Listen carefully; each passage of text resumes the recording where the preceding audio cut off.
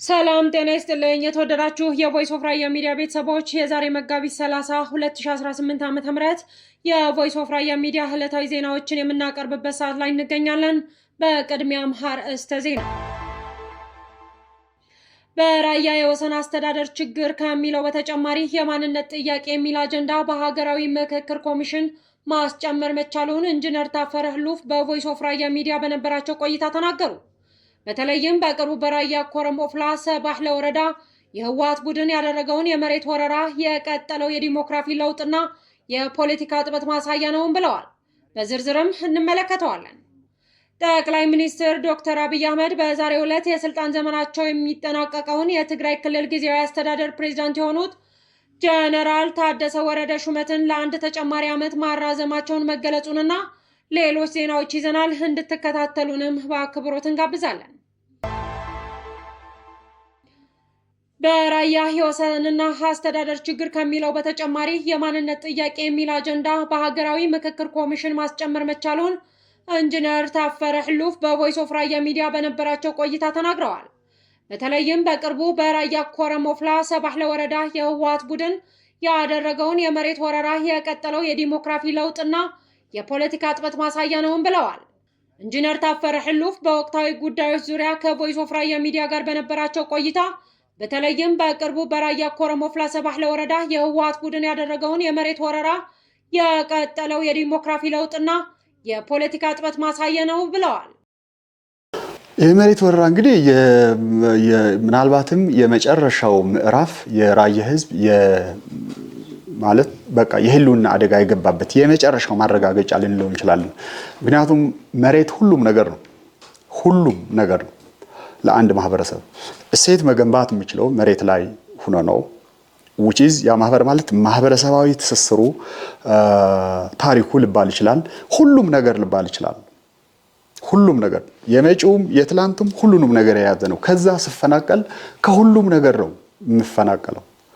ወደ ቅብዝብዝ የሆነ ዜጋ ነው የሚመጣውና ከዚህ በፊት ይፈናቀሉ የነበሩት በኢንቨስትመንት ነበረ። ኢንቨስትመንት ምናምን በሚል በጥንቃቄ ነው which is ሌሎች እንትን እንዳይመጡ ፖለቲካሊ እንትን እንዳይሁሉ በጥንቃቄ ነበረ ዲሞግራፊው እየሰሩ የመጡት። አሁን ግን በግላጭ የገጠሩ ማህበረሰብ እንድነሳ መሬቱ ለሌሎች እንድሰጥ ያው ደግሞ ፖላራይዝድ የሆኑ የተመረዘ ፖለቲካሊ እንትን ይዘው የመጡ የራያ ህዝብን ሊያጠፋ የሚችል ማለት ነው። ምናልባት ባለፈው አንዱ ሐሳብ የገለጽኩት ወደ 3 እና 4 አይነት አመለካከቶች አሉ ራያ ውስጥ።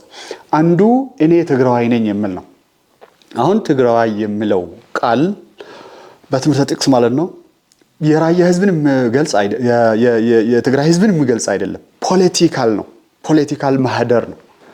ስለዚህ ከሁሉም ነገር የተጋጨ ነው which is ከኢትዮጵያ ሁሉንም አይነት እሴቶች የተጋጨ ስር መሰረቱ ይሄ ነጮች ብዙ ጊዜ የአቢሲኒያን ቫልዩስ የሚሏቸው አሉ። በጣም ጥልቅ ናቸው። ያንን ለማፍረስ ብቻ የተደራጀ ከራሱ መሰረት ጋርም ጭምር የተጋጨ ነው።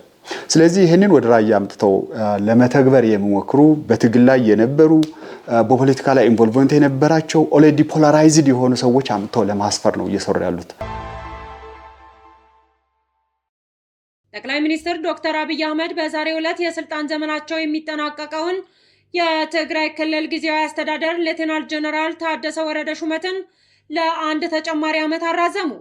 የጠቅላይ ሚኒስትር ጽህፈት ቤት ሌተናል ጀነራል ታደሰ ወረደ ስልጣን መራዘሙን ያስታወቀው ዛሬ ረቡዕ መጋቢት 30 2018 ዓ.ም ባወጣው አጭር መግለጫ ነው።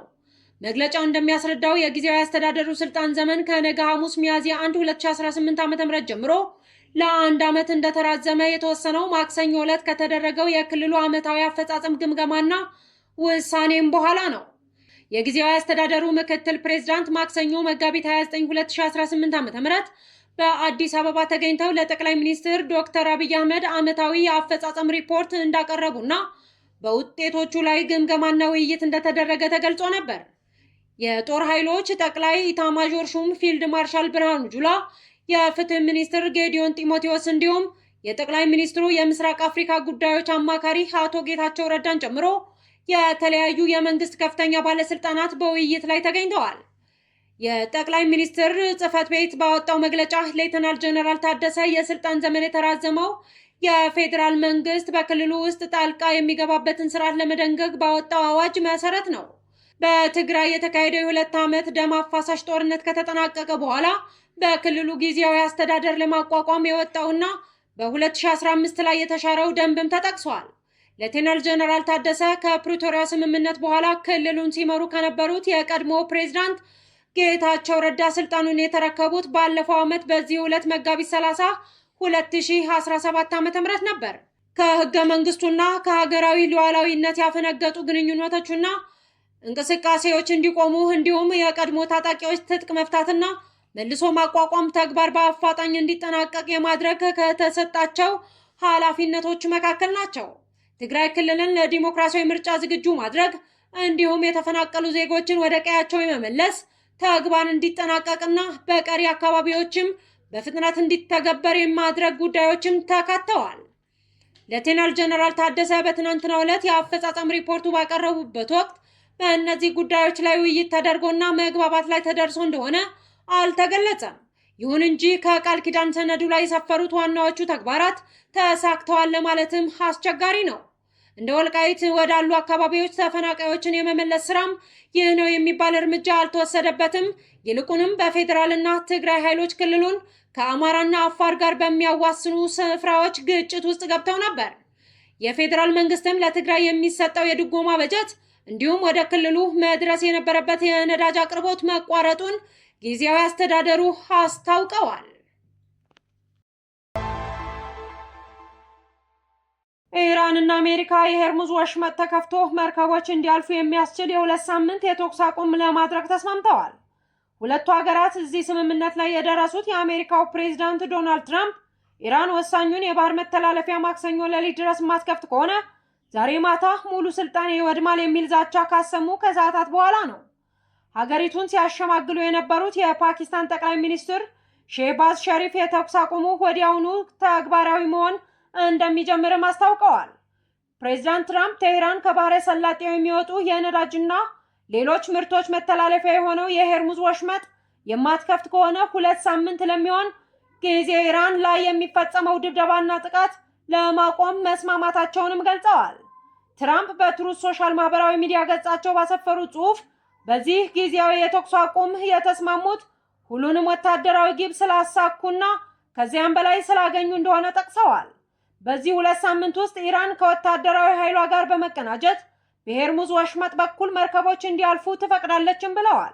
ኢራን በበኩሏ 10 ነጥቦች ያሉት እቅድ ይፋ አድርጋለች። በእቅዱ ውስጥ የተካተቱት ጉዳዮች አንዱ ኢራን፣ ኢራቅ፣ ሊባኖስ እና የመን ውስጥም ጥቃቶች መቆም አለባቸው የሚል ነው። ኢራን ላይ የተጣሉ ማዕቀቦችን ለማንሳት ሙሉ ቁርጠኝነት እንዲኖር ማድረግ፣ በአሜሪካ የተያዙ የኢራን ገንዘብና ሀብቶችን መልቀቅ እንዲሁም በሀገሪቱ ላይ የደረሰው ውድመት መልሶ የመገንባትንና ወጪን የመሸፈን ሙሉ የካሳ ክፍያ መፈጸም በእቅዱ ውስጥ ተጠቅሷል። የሀገሪቱ መንግስት ኢራን ማንኛውም የኒኩሌር መሳሪያ እንዲኖራት ላለመፈለግ ሙሉ ቁርጠኝነት ይሆናል ሲሉ ቃሉን ሰጥተዋል። የኢራን የብሔራዊ ደህንነት ጠቅላይ ምክር ቤት ባወጣው መግለጫ ይህ የኢራን ድል በፖለቲካ ድርድር ላይም ይጸናል ብለዋል። የፓኪስታን ጠቅላይ ሚኒስትር ሸሪፍ የተኩሱ አቁሙ እስራኤል በኢራን የሚደገፈውን ሂዝቦላህ ላይ ዘመቻ ከፍቻለሁ ባለችበት ሊባኖስ ውስጥም ተግባራዊ እንደሚሆንም ተናግረዋል። የእስራኤል ባለስልጣናት ግን በሂዝቦላህ የተረጋገጠው ስጋት እስከሚወገድ ድረስ ከሊባኖስ እንደማይወጡ ተናግረዋል።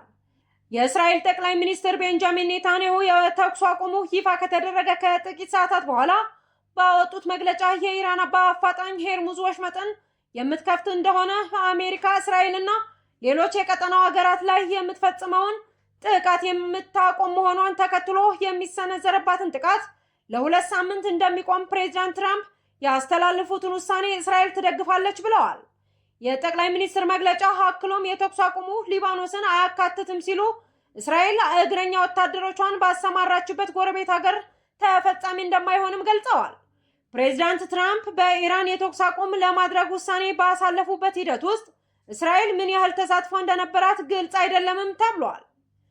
የተወደዳችሁ የቮይስ ኦፍ ራያ ሚዲያ ቤተሰቦች በራያና ወቅታዊ ሀገራዊ ጉዳይ የተለያዩ አመለካከቶች ያላችሁ ሁሉ በነጻነት ሀሳባችሁን የምትገልጹበት ሚዲያ በመሆኑ ከስር ባለው አድራሻ ልታገኙን እንደምትችሉ እያሳወቅን የዛሬ መጋቢት 30 2018 ዓ.ም የቮይስ ኦፍ ራያ ሚዲያ መረጃዎች እነዚህን ይመስሉ ነበር። ስለተከታተላችሁን እጅግ አድርገን እናመሰግናለን።